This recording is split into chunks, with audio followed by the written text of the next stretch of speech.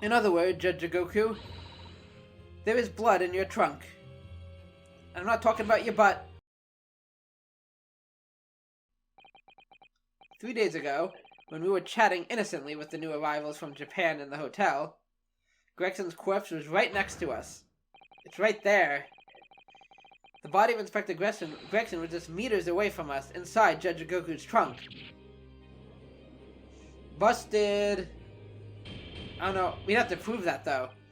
Order! Order! Order in the court! I'm skeptical, counsel, that a grown man's body could fit inside even the largest travel trunk. It could. Believe you me. Oh, we saw Jigoku, or not us. Yeah, I was gonna say we didn't see it, but Sholmes did. Oh my gosh. It's all coming together. We happen to know that the witness himself, a man of considerable size, fits inside his trunk. And verifying that would be extremely simple, wouldn't it, Judge Jigoku? No. But inside his trunk? How horrifying. And after we'd spoken with you at the Great Waterloo Hotel, you had the opportunity to visit the apparent scene on Fresno Street, taking a trunk with you in a cab to deposit the inspector's body.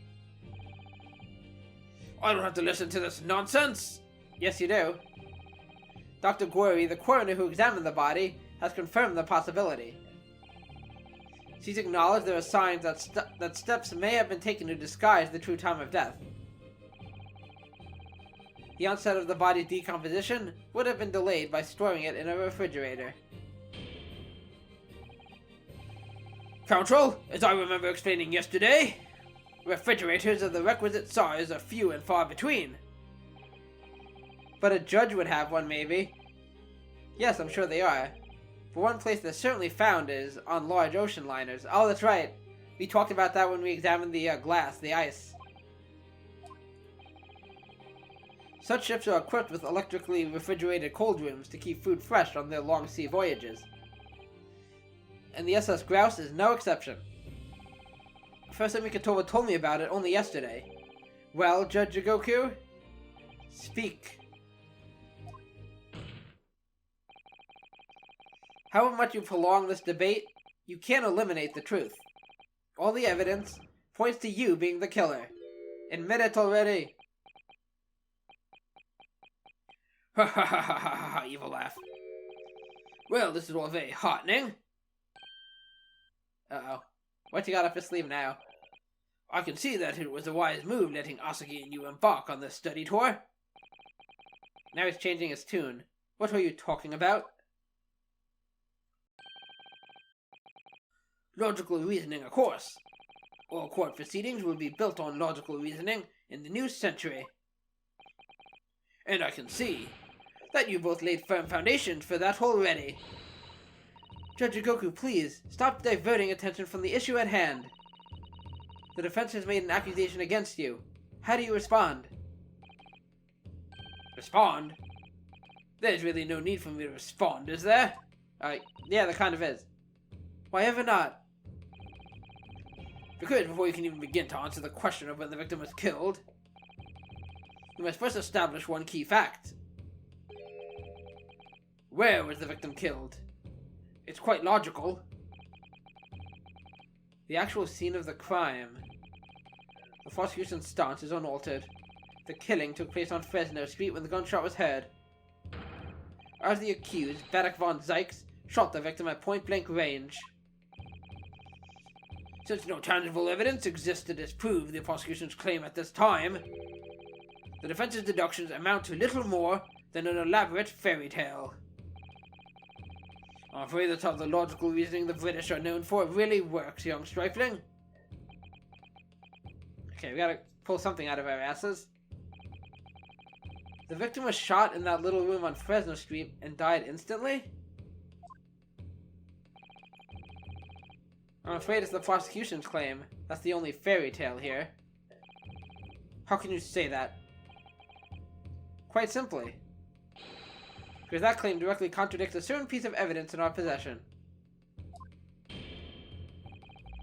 Very tantalizing, counsel. I think you had better explain yourself to the court, don't you? The prosecution claims that Inspector Gregson died instantly when he was shot at the scene on Fresno Street. Does the autopsy report say otherwise? Let's see.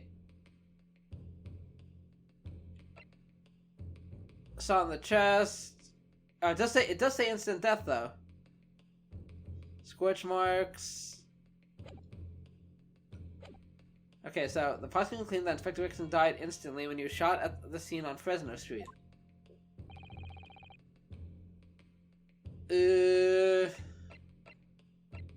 I've been doing well so far. We'll probably have to go back to evidence that was found at the scene, I guess.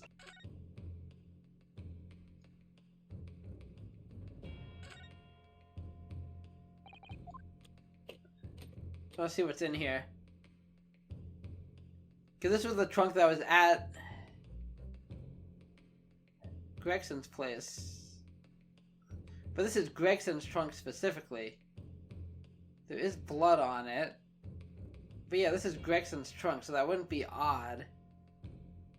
And this isn't the same as the giant trunk that, I mean, you can even see by looking at it. I don't think, unless it could just be the, scale. But this doesn't look nearly as big as,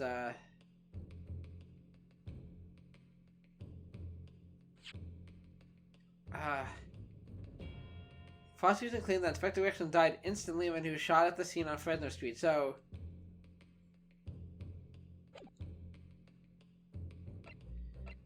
So we're looking for something that contradicts that. We know sorry, I hit my mic. We know that he died instantly because the autopsy report says that. You know what? I kind of stopped once we got to that part. Let me read the rest of the autopsy report. There's scorch marks at point of entry, which I didn't see, but it could have just been the way he was hunched over. The bullet exited the body from behind. The caliber of the gun used matches that of standard issue firearms for members of the judiciary. This one has me a bit.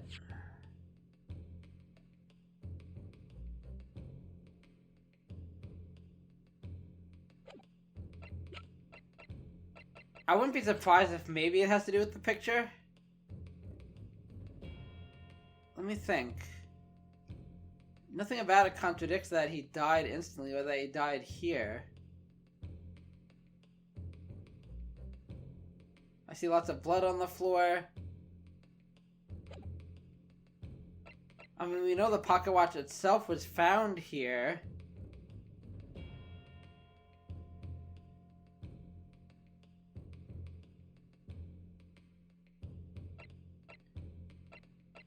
But he already fed us that BS story about how it broke when he, like, did his jujitsu thing.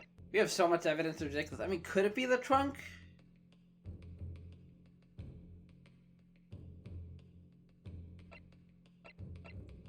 I'm really trying to sit here and think this through. Because I've been doing so well so far. I don't know if, like, the blood on the trunk means anything. There's so much about this trunk. Like the blood on it, the fact that Kazuma slashed it. I mean, we got to get back to that at some point. I think we kind of talked about that, but it could be the autopsy report itself. Maybe there's something I'm missing there.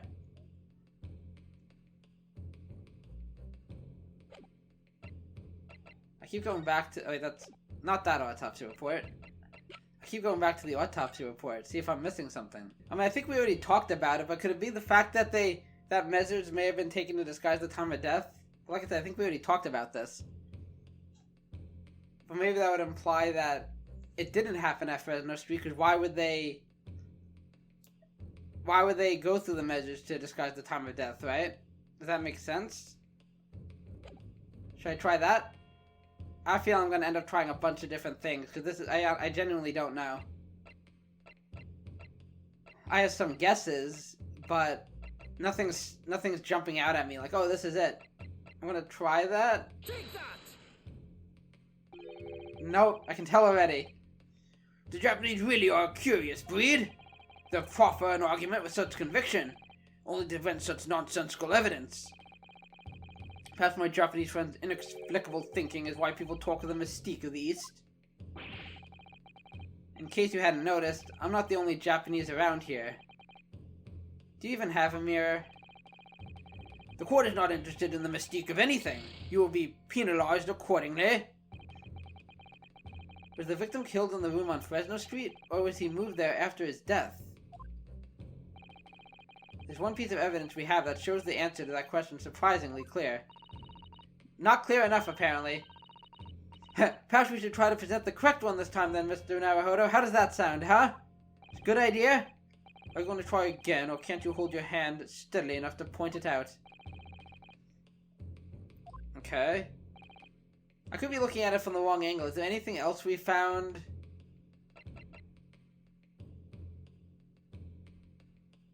The only thing we found in the room was the small component and the evacuation drill. We already talked about this.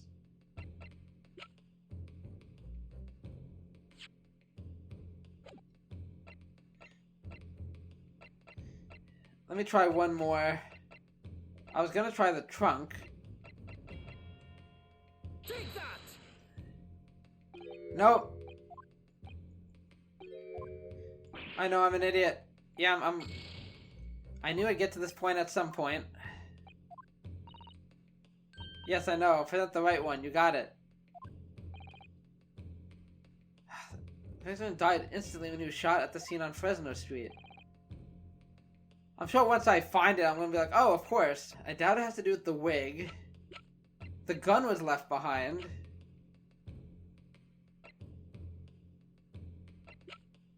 We don't know whose that is, though, yet.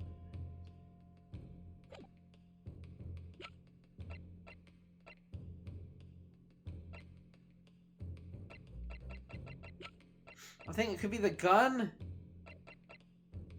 What about the notice board? I didn't look at this in a while. Maybe the watch itself, like... But again, we talked about that. I don't know. I want to try the picture, the revolver. I'm feeling it's one of the clues we found at Fresno Street. I don't think we've talked about the gun, have we? Okay, how about the photograph? Ah, I should have gone with that much earlier. I had a feeling it might have had to do with that, but... Anyway. A photograph of the victim of the very location you claim he wasn't killed?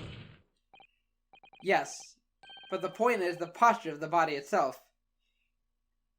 Yes, it's in like a fetal... Oh! Are you saying like it was dumped out of a trunk? It would have to be in that position if it was in a trunk. A tight space. Aha. Inspector Gregson had been shot there in that room. He would have just like fallen over or whatever. It's out of the question that his body would have been curled up in a ball like that. I'm sorry to disappoint you, but your logic is flawed. He could easily have adopted that fetal position due to the pain of the shot, which subsequently proved fatal. I'm sorry to disappoint you, Judge Jigoku, but it's your logic that is flawed. He died instantly, so he wouldn't have had time to, like... He would have just fallen. According to this autopsy report, the victim died instantly. He would have felt no pain, much less have been able to draw himself into that position. Ah! Damn it all. Which begs the question of why the victim's body is curled up in that way. Though the answer should be abundantly clear by now. You're suggesting? The inspector's body took on that posture ahead of its arrival on Fresno Street. Before it was coldly turned out on the floor. From the inside of a large travel trunk. Makes sense to me. No. You're quite right. The shape of the body... It looks exactly as if it had been kept in a confined space. What do you gotta say to that, Judge Jigoku? Judge Jigoku, present your trunk for examination. I believe it's very possible that it will contain traces of the victim's blood. Ah! No, I refuse. Don't break the desk, please. Present my trunk. I refuse. What? On what grounds? Because I said so, that's why. I'm the Minister of Foreign Affairs for the Empire of Japan. I shouldn't have to put up with this treatment. Just because of some trifling, baseless accusations. In other words, Judge Jigoku, there is blood in your trunk. I'm not talking about your butt. I decline to answer that. Leave me alone. As the Minister of Foreign Affairs, I have privileges that... Ah, shut up. I've heard enough of your privilege. At this moment, you're not a government minister. You are a witness in a trial in Britain's highest court. So what? I don't care who you are or what your status outside this courtroom may be. You will not withhold information. Get him, Ryunosuke. Get him. I'm getting so into this. Nothing is more important than the truth. Wah! Come on, Jigoku. Order. Order in the court. Well, Mr. Jigoku, what's it to be? You can't be serious. You did it. I didn't say that. Have you no shame at all, Kazuma Asagi? What?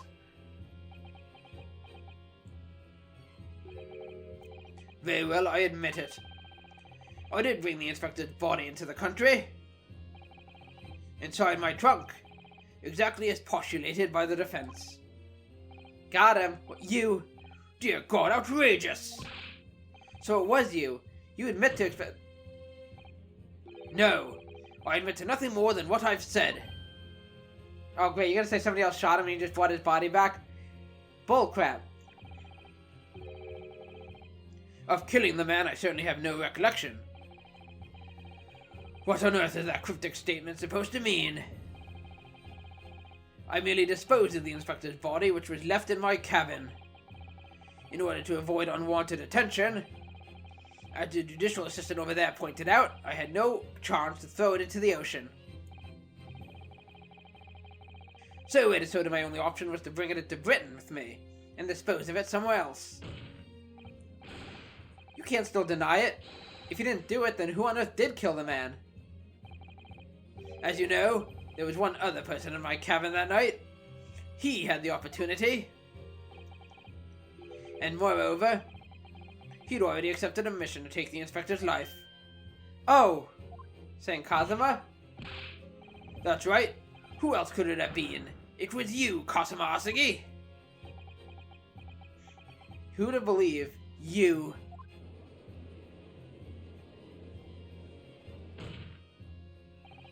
I never thought you'd stoop to this, Seishiro Jigoku. Then you don't know me very well. You've taken the words straight out of my mouth, Prosecutor Kazuma Asagi. You thought by leaving the body in my cabin you could pin the crime on me, did you?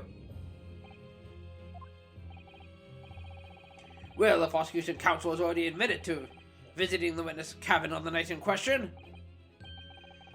Yes, on an assassination mission, no less. You wouldn't. I would! So, what do you make of that, young stripling? You've heard my testimony now, and that's all I have to say on the matter. I'll admit to nothing more. I don't believe this. Counsel for the defense? What is your position now? The court awaits your response to the witness's assertion. The assertion of the night in question, the victim's assailant was in fact Mr. Kazuma Asagi. This isn't the dead end it seems to be. The answer's right in front of me. It comes down to Jigoku, or Kazuma. Both of them had the opportunity to kill Gregson, but only one of them did it. And I'm just a step away from proving who. Very well, the defense is ready to respond to the assertion put forward by Judge Jigoku. The idea that the victim's murder could have been committed by Professor Asagi is... Let's see. I don't know. Possible or impossible? I don't know. I feel like it's possible. It seems possible. I'm gonna say possible.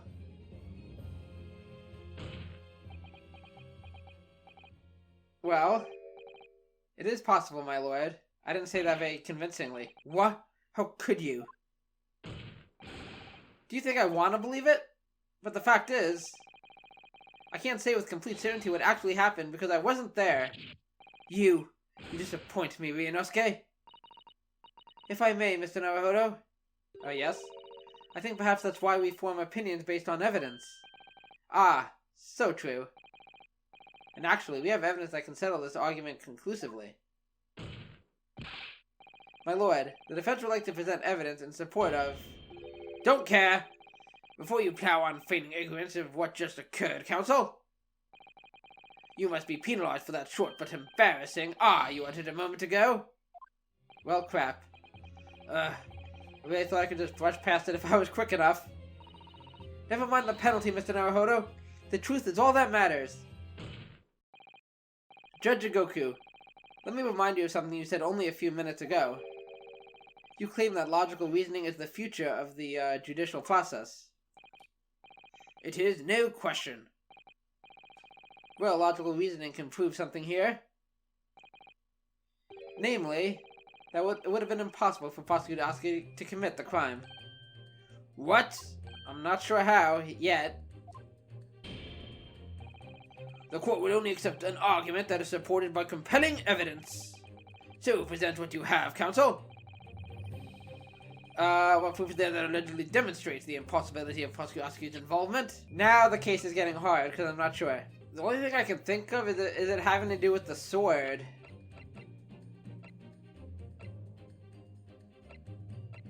Right? That's the only tie between Gregson and Kazuma. I don't know how that would make it impossible. I mean, we know he was killed with a gun. Or maybe that's all we're trying to say, is that he doesn't carry a gun with him, he carries a sword. Oh, maybe that's it. So he would have just stabbed him if he wanted to kill him? I'm gonna try that. I saved before this, because I'm really low on health now. You're making me evidence weep here, Ryunosuke Naruhodo. Sorry? Every piece of evidence has a role to play in arriving at the truth. They're not playthings you can toss around the courtroom for entertainment. And I'm screwed. Never mind the evidence, you're about to make me weep, Mr. Naruhodo. Oh no. I can't upset Suzuru-san or I'll end up being upset too. We know a member of the crew is on sentry duty outside the first-class cabins nearly all the time. So as long as the guard was there, it would have been impossible to fire a shot without it being heard. And that very much narrows down when the crime could have been committed. Okay, that actually was a big hint there. Okay, let's think this through. So, you gave me a hint there. It has to do with the drill itinerary thing. I doubt we just present the itinerary again.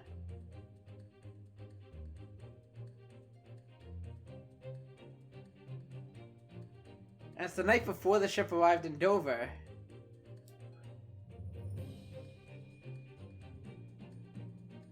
So is he not on the ship at this point? Should I try that? This itinerary for crew members of the SS Grouse, my lord. This is conclusive proof. An itinerary? How does that prove anything? Judge Jigoku, the moment you acknowledge that you found the victim's body in your cabin,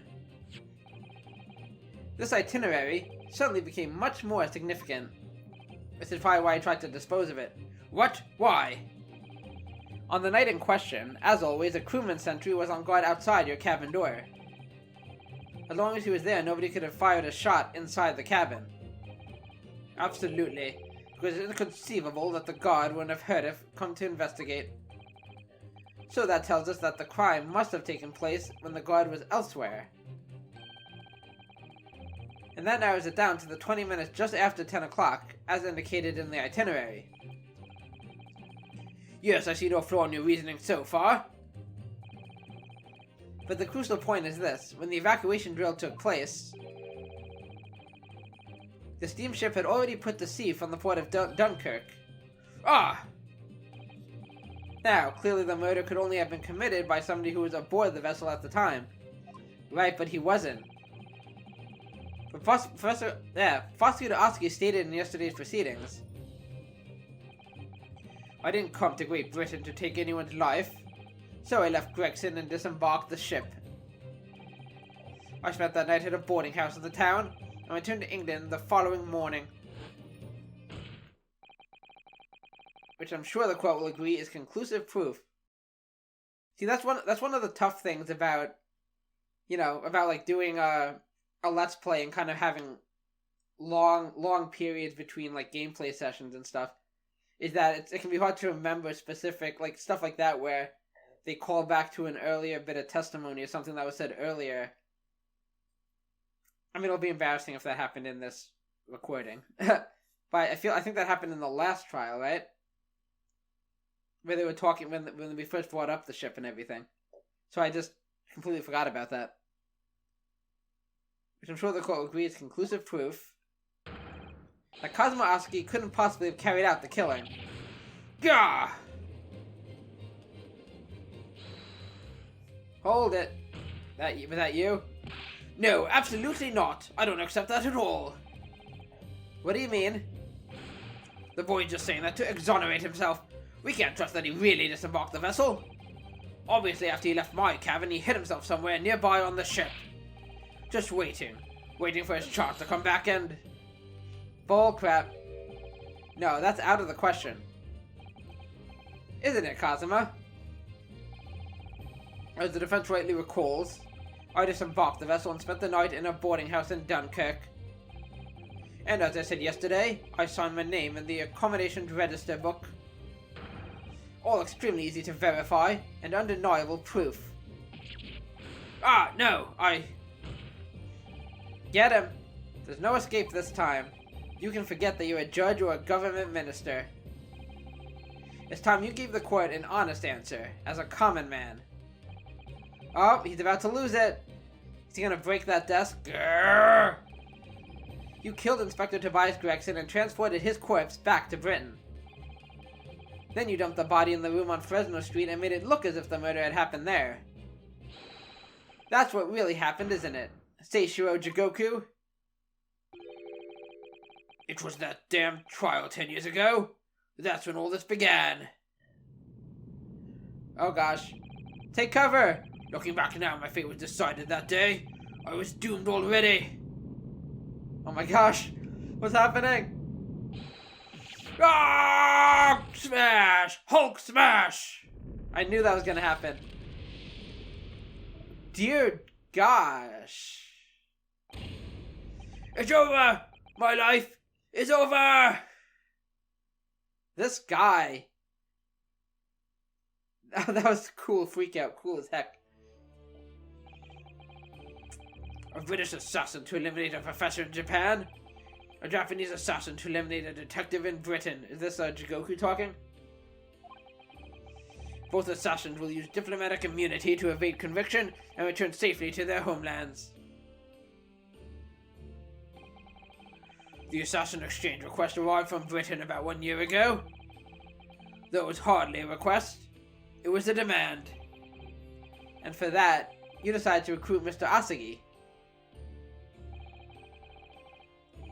But things didn't go according to plan. Your chosen assassin never made it to Britain. And you found yourself unable to dispatch a replacement. Because I was already on my way to Britain at that time in Kazuma's place. And that left me with only one option for carrying out my obligation. You have to do it yourself? To eliminate the mark myself, personally. Of course, there was but a single opportunity for me to do that. The International Forensic Science Symposium, I presume? That's right. I decided it would be safest to carry out the plan before my arrival in Britain. So I enlisted the help of my British counterpart.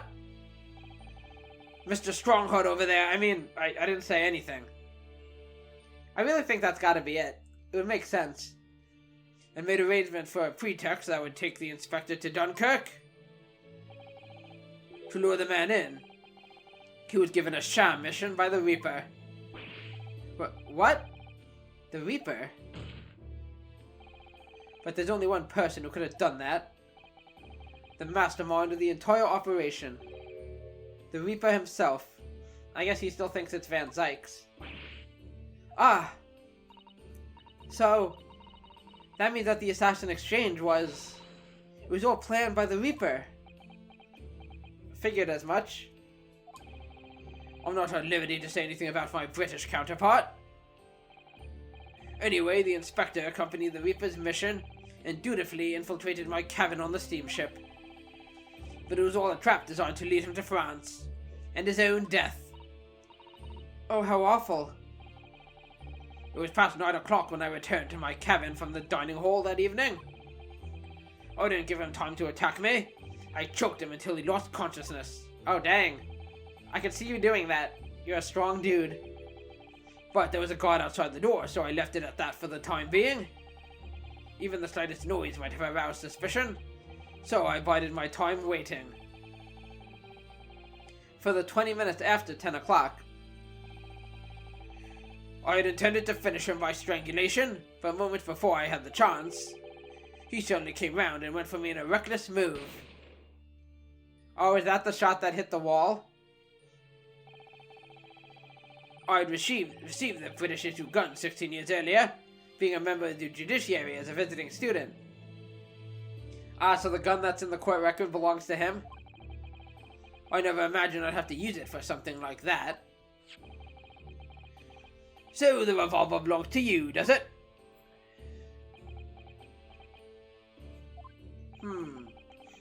Then the victim was killed inside your cabin on the SS Grouse. Which begs the question of why you arranged for his body to be discovered in the room on Fresno Street. How do you even know about that place? The young judicial assistant over there has already answered that question. There is no way I could take the body up on deck to throw it over the side. That's precisely where all the crewmen were gathered for the evacuation drill. So, before the first-class cabin sentries returned, I took the corpse to the refrigeration room. And then, on arriving in Dover, you concealed the body in your trunk in order to smuggle it past the border police. Because you are a special dude. I knew I needed to take steps if the police were to be convinced when the body was found in London. In that case, you must have known. You must have had intimate details of Inspector Gregson's intended schedule. Yes, my British counterpart sent me everything I needed to know. This is very immaculate plan. The inspector was due at Fresno Street at 5 o'clock that afternoon, in order to meet a man by the name of Hugh Boone, from whom he would take back his police identification. Ah. I decided that man would be the perfect person to set up as the culprit. Okay, so you're gonna set him up, but I guess Van Zykes, interfered with that. So I took a hackney carriage over there with the body still in my trunk. That must have been just after we took this photograph with you at the hotel then. The body's right there, baby, in the picture. Yes, I wasn't expecting a welcoming committee. I was more than a little nervous. Understandable. On Fresno Street, I spotted a young girl selling little firecrackers. Ah, and that's where you bought it from her. Miss Venus, of course. And that's when you did the thing with the candle to make it seem like the killing happened right then and there. I conceived of the candle trick there and then. So I donned a simple disguise and approached the girl to buy enough firecrackers to replicate a gunshot. What sort of disguise? I borrowed Mr. Vigil's fat lip. For some reason, the inspector had a bright red hairpiece in his own traveling case. So I put that on, although I suspect I drew more attention to myself in that than I would have otherwise. The hairpiece we found at the crime scene.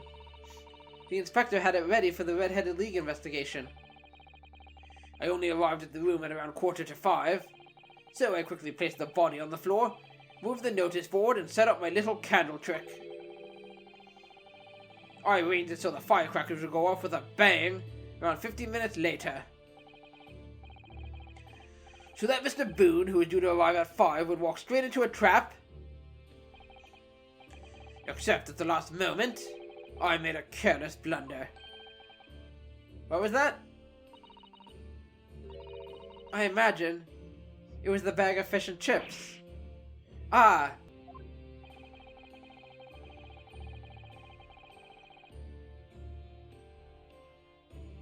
That's the reason why, What's-Her-Face wasn't able to put a time of death in.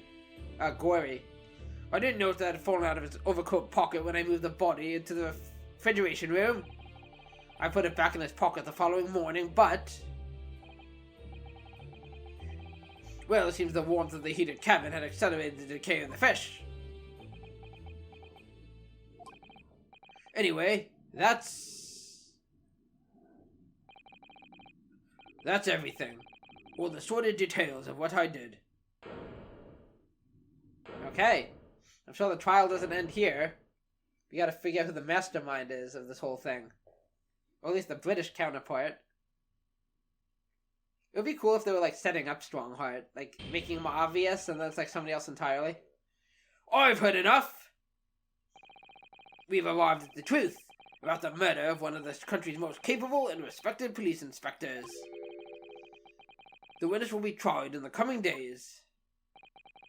For a crime of such a vile nature, you can expect the most severe penalty.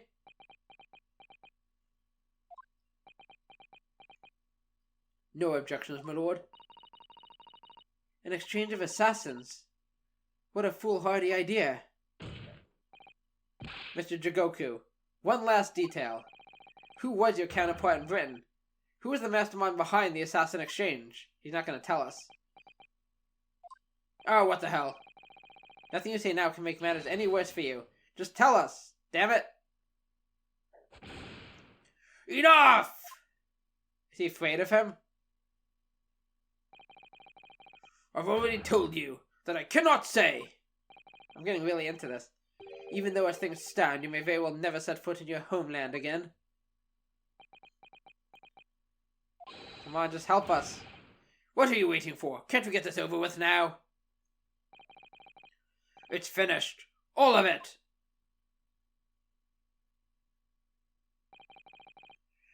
I'm finished. Is he, like, gonna get killed for failing? Then, in the name of Her Majesty the Queen, I now pronounce the findings of this court. This man before us has admitted to the willful murder of Tobias Gregson. How did I do that? I must be a wizard of some sort. Seishiro Jigoku, it is the opinion of this court that you should be found guilty, even though this isn't his trial. But okay.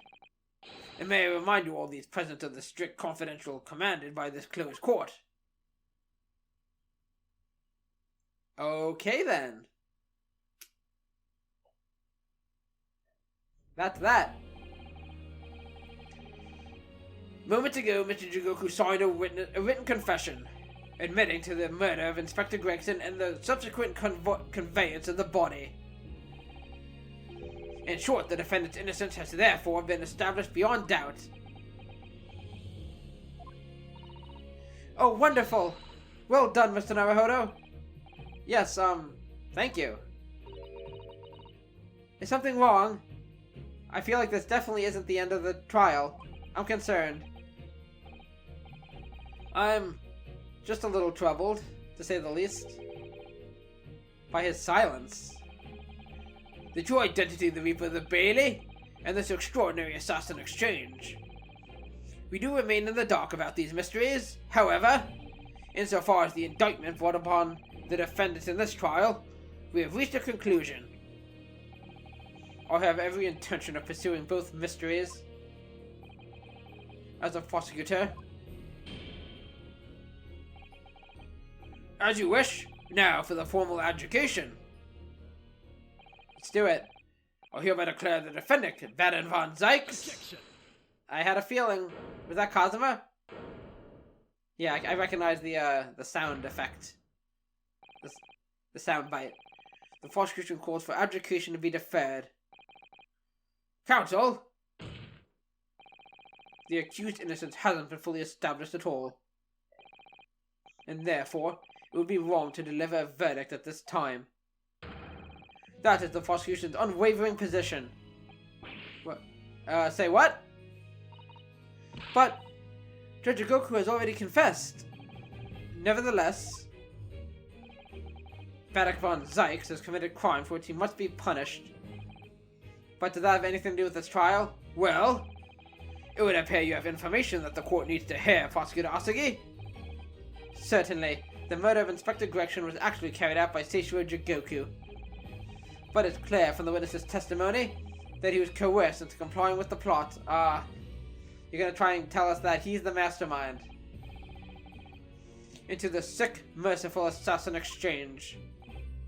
That may be true, but so what I want to know is who coerced Jigoku? Who is pulling the strings? Oh, damn it.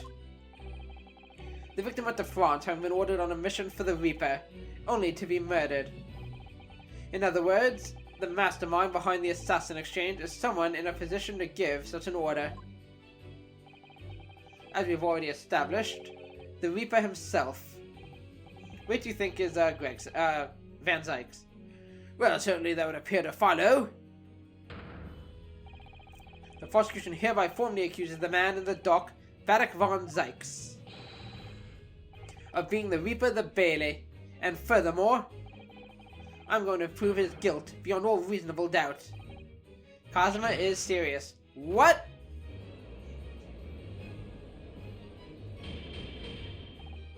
Order, order, order! The Reaper of the Bailey is a long-standing mystery, Counsel. Are you suggesting you have some new information with which to build a case? Scotland Yard has already investigated Lord Van Zykes very thoroughly in that regard, and they found no evidence whatsoever to substantiate the claim that he is the Reaper. So what do you got, Kazuma? Bring it on. Perhaps, but circumstances have now changed. What do you mean? It's already been established that the assassin exchange was negotiated with Jigoku by the Reaper himself, which means we now have a new line of questioning by which to identify definitively the man's identity. That is the prosecution's intention here. I must say I'm surprised by quite how tenaciously you appear to want to besmirch my name. You are guilty of an unforgivable crime, Lord Van Zykes, and I will bring you to justice for it, whatever it takes. I'm very curious what evidence Kazuma has.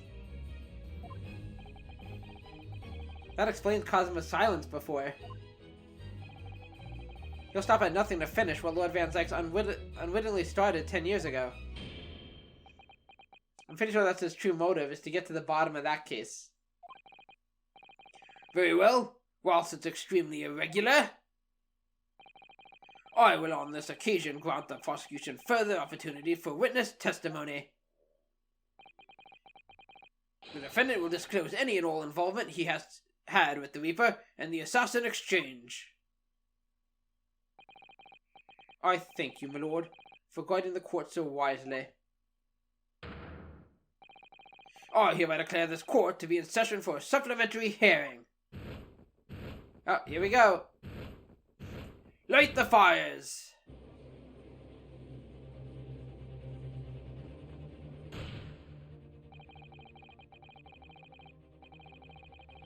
Pray turn a blind eye to the discourtesy as I verify this vile and unremitting accusation.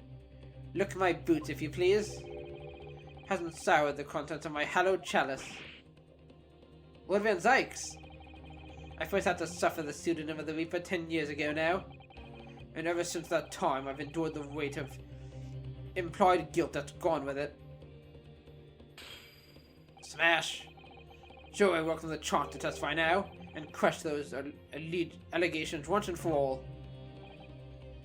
Good. Then let justice decide, Lord Van Zykes.